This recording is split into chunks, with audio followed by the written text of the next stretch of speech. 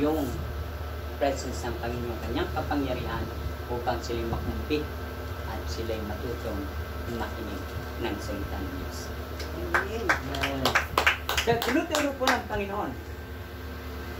1 Peter chapter 1, verse 25. Napakalaga po na ayaw natin na mapaamak din ang kapwa natin. Gusto ng Diyos, bawat isa sa atin ay nagiging daan sa kaligtasan ng ating kapwa.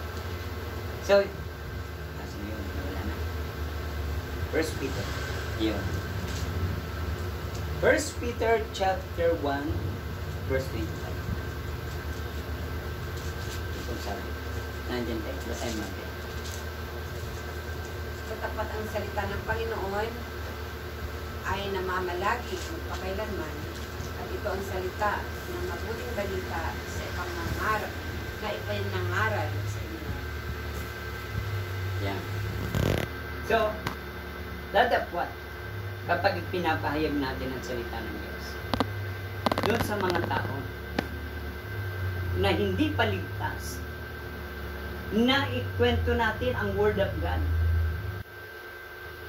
Sabi nga po, hindi naman tayo ang nagpapahayag, pero hindi tayo ang gagamitin ng ang Diyos ang magpapalago noon sa kanila.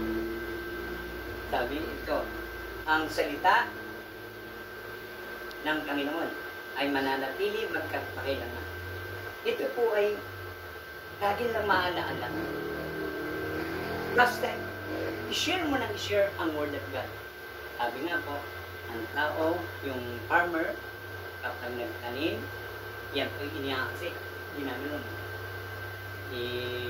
Merong tinutulog na gano'n. Pero merong mga farmer, para hindi na sila bumayan, iwiwisip na lang nila yung dini doon sa taniman. So, dapat tayo din po mag-wisip, mag-share ng Word of God. Huwag kang manatili sa isa. Matapos mong i-share yung Word of God sa isang tao, tama na yun. Lipat naman tayo sa iba. Ibahagi natin ang salita ng Diyos. Ang Diyos na ngayon ang magpapatubo noon sa kanila. Kaya makugulat na lang, naalala, ano sa atin, Aida nga pala, naalala ko, lagi kong maalala nun. At nasunod kaya siya? Saan ko kaya siya matatagpo?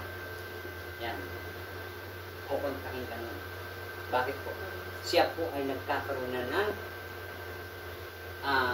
conviction doon po dahil sa salitang ibinaan ni Ate Aida doon sa tao.